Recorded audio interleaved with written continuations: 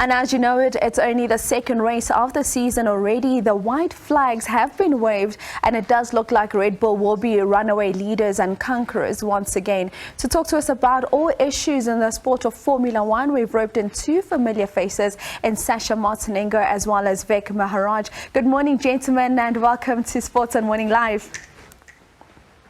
Always a pleasure to be with you. All right, much appreciated. Thank you so much. Sasha, I want to start with you. I mean, the Formula One rumor mill has really been working overtime with the struggles of the once dominant Formula One Mercedes. And my question to you, Sasha, and I want us to be very open and honest here. Can Lewis get number 8 with Mercedes? Because we know that the next big rule change is only in 2026. And in addition to that, Sasha, can a lot of the initiatives that he has with Mercedes be carried over to another team? It's a brilliant question. Number one, yes, he can. He can get his 8 with Mercedes. They are a pedigree team. 2022 didn't work out their way, and the way that they've started this year is not exactly what they think.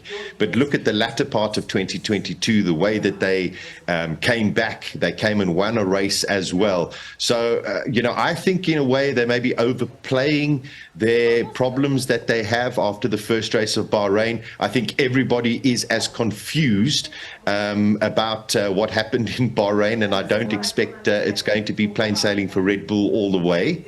And on your second question, Lewis has an unbelievable brand, and it is separate to Mercedes, although it works extremely closely with them.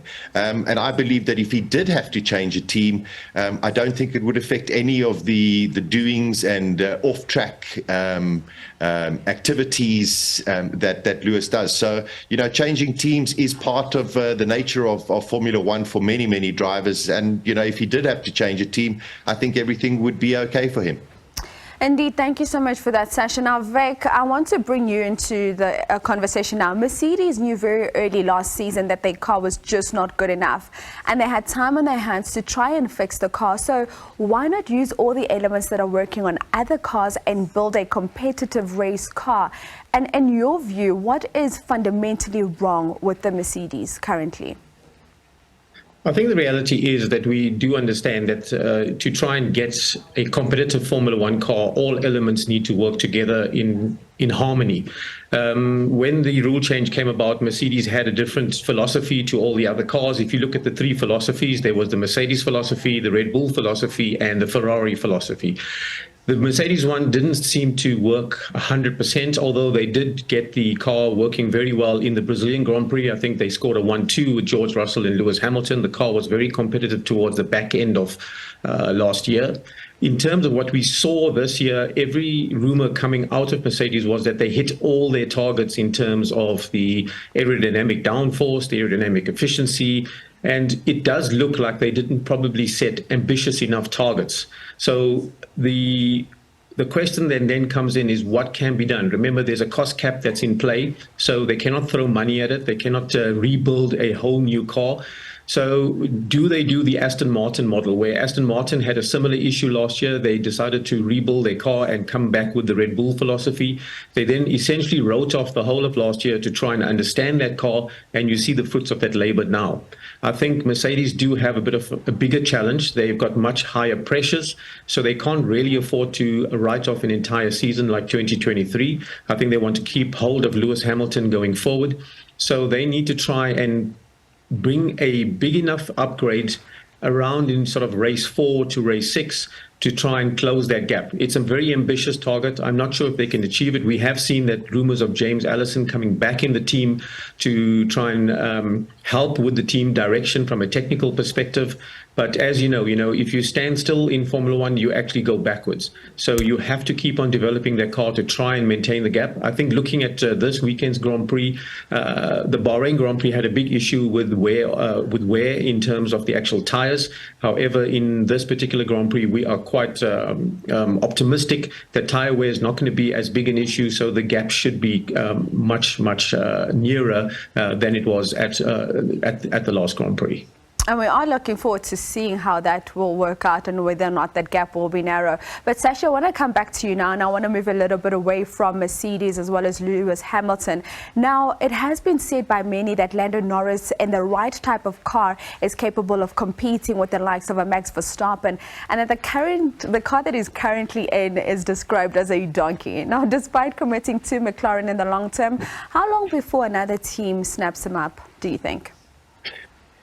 Also, something that I've been thinking about quite a lot. Lando Norris is going into is in his fifth season in Formula One. He signed a long-term deal with McLaren on the pretext that he was going to get a much more competitive car that he has. I think everybody is looking at Lando Norris at present. Also, he's got a very, very feisty new teammate in Oscar Piastri, and Piastri is in his first season. So whatever car he's got, he's going to just try and do the best that he can. And I think there are going to be some great fireworks within the McLaren organization going forward. I think it's going to be quite a tough team battle or driver battle to manage for Andrea Stella at McLaren. But Lando Norris, even though he's got a contract, and we know that Formula One contracts are just a piece of paper and they can change dramatically and within a couple of hours. I think Lando Norris, if McLaren don't have a directive that is going forward, that is going to give him a much more competitive car,